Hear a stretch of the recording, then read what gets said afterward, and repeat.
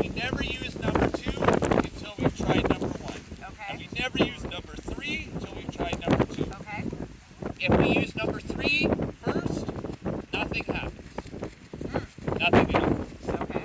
If we use number 2 before we use number 1, you can actually get yourself in a fair bit of trouble.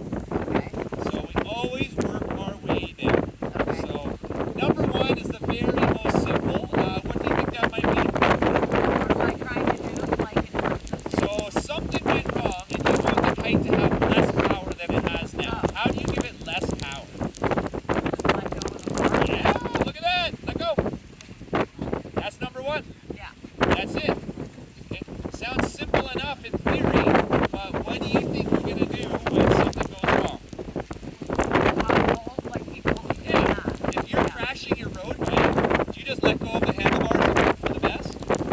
No, but if you are wakeboarding or water skiing, you can go. Okay, well think of wakeboarding, think of water skiing. This is what it's like. Yes, good. That's one of the hardest. That's the hardest habit. Figuring out the trim is the hardest part of learning to kite. Letting go of the bar is the hardest habit to break when you're learning to kite. Those two right I there. don't think that's hard for me. Excellent, excellent. Well, that makes me happy, and that makes everybody's life a lot easier right there. Okay. Okay, good. Okay. So anything at all is going wrong, let go. Let go. Yep. First line. So what happens to the kite when you do that? It will fall. So what it'll do, we release most of the tension. We reduce the angle of attack. We release most of the tension on the kite. Yeah. The kite will still fly, but it'll kind of flutter and fall to one side of the head. If it's over on this side, it'll fall to the right. If it's over on that side, it'll fall to the left. Okay. And you let go. So after you let go, what do? You assess the situation. It seems like a lot of chaos. Well, you look around and you're like, why did I let go? Okay. I let go because I was going too fast. Okay. Am I still going too fast? No. Okay. Then, alright, okay, again, so we don't let go. Okay. Why did you let go? Because you got too close to somebody. Okay. Are you still too close to that person? Okay. Yeah, you are. Don't touch it yet. Okay, then move. Grab onto the bar. And the kite will still, you'll just be able to get it back up in the air. As long as nothing has gotten tangled up or anything, and as long as we have about 15 knots of wind, as soon as you grab it to fly, it'll just be right there. Really? And as long as we have enough air in it. That's why, remember we were Okay, testing in the yeah, water yeah, to see, we were testing it. If it doesn't have enough air in it, it won't float. Yeah, does anybody crash kite right now? No. Yeah, if it doesn't have enough air in it, it might crumple up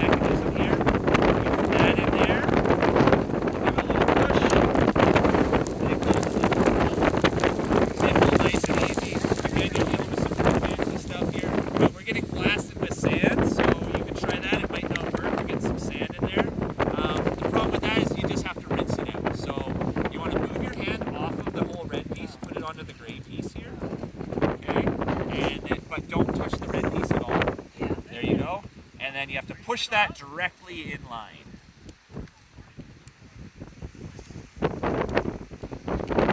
Yeah, and it's just got a bit of sand jammed in there. You can see, you just got it.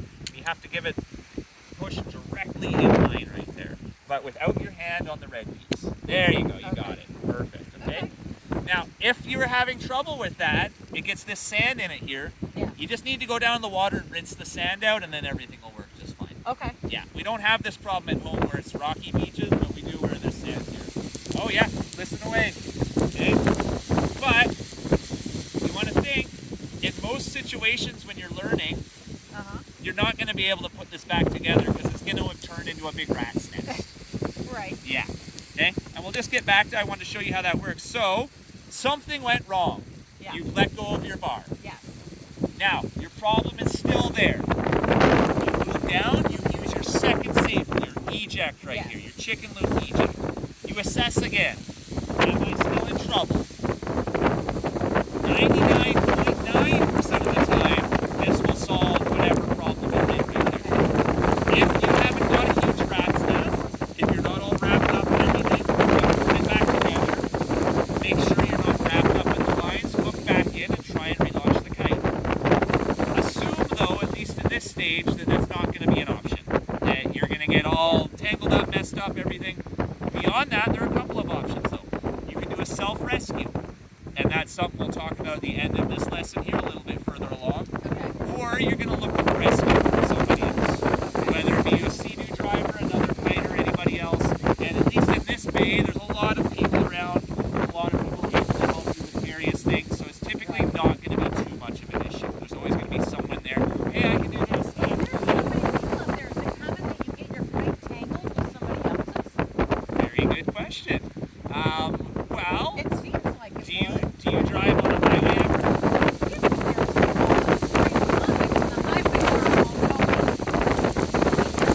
Okay, but if you've never seen cars, you've never seen people on a highway, you can do the same thing.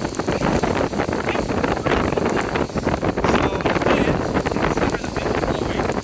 Typically, we're riding almost perpendicular to the wind. So everybody is basically riding like this back and forth. They might go slightly more up or slightly more down, but almost always back and forth like that. Yeah, so the person that's upwind, if I'm upwind, I'll lift my kite up, and the person that's downwind will lower their kite. And we can pass them pretty close to each other. So he's flying at me. Look, we're going to hit each other. I'll put my kite up good. Put it down a bit. We can pass very, very close to each other.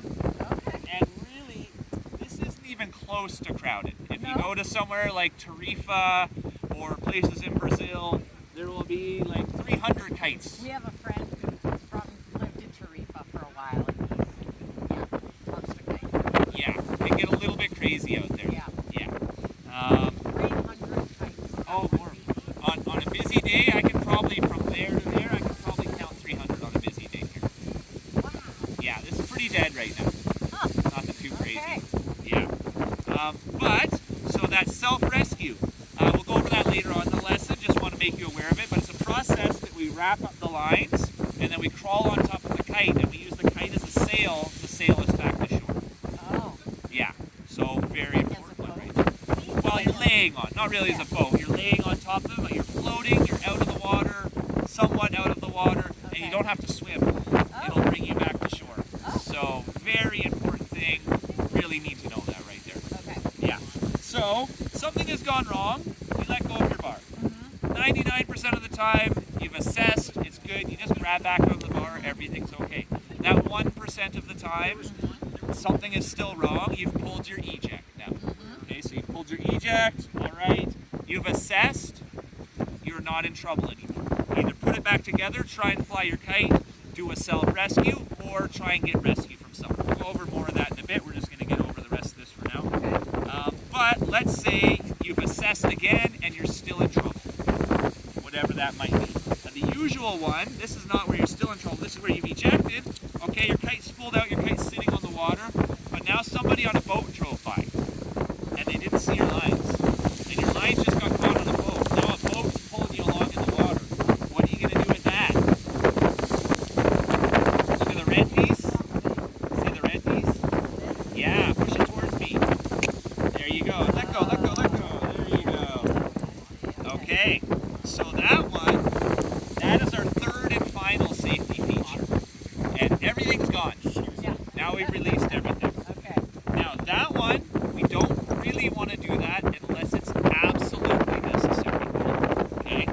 Any idea when this would be absolutely necessary? Any scenario you can... If you're getting drugged by a boat. Drugged by a boat. Okay, what about any others you might be able to think of? If another kiter has crossed and you're starting to get tangled up and Yeah. you can't untangle. Perfect, perfect, exactly. Okay. Let me elaborate that to immediate loss of life or limb. Okay.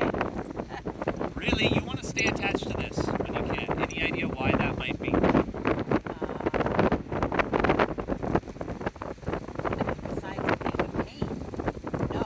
I mean, it's a pain in the ass because you Yeah. lost everything, right? Well, I'll You're elaborate. right there. I'll elaborate on that. So, I don't want to get rid of that because I just paid $1,500 for my nice new kite. That's one reason. But if you're truly in trouble, who cares? It doesn't matter. I don't want to get rid of that because it's full of air. That's a flotation device.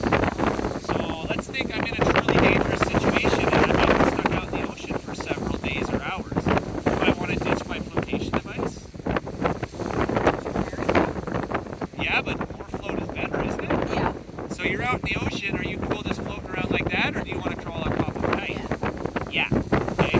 So for the cost of the kite, I don't want to lose my kite. The kite is full of air, so I have a flotation device. Third one, if a helicopter was out looking for you in a black wetsuit, Right. or you lying on a kite, Yeah. which is going to be easier to find, you got that. So visually, you don't I'm want to. surprised they don't make, like, that kite's not that easy to see. No, and I don't like the blue and white I color. know. Why don't Yeah. they make them all like yellow or orange? Or, like, it seems like that'd be safer. I totally agree. That was a material availability. Uh, That was since COVID. There's only been so many colors available in white.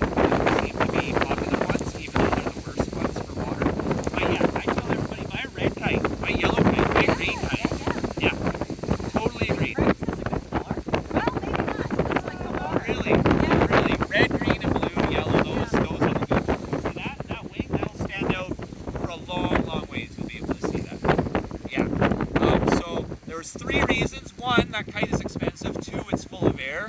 Three, it's visually, you can see it. Yep. People can get it. And then four, you can do a self-rescue with it, which is what we'll show you later on in the lesson here. So, way to wrap everything up, get yourself back to shore, and have us see you back to shore. Right? And that comes down to only one reason we want to get rid of it. But we went over that. Can you repeat it to me?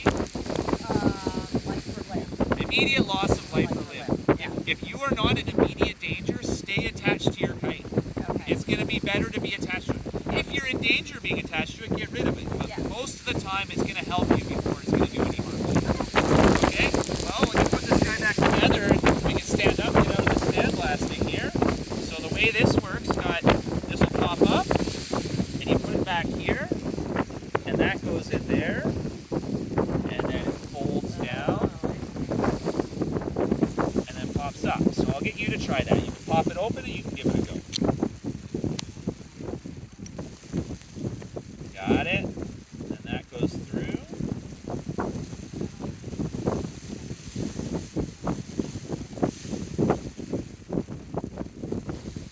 Hard to, like, hold it. Yeah, so I find what I do Yeah. is I'll pull that down and then hold it further down like that, and then you get a bit more space with it. So you hold it nice. There you go. Okay.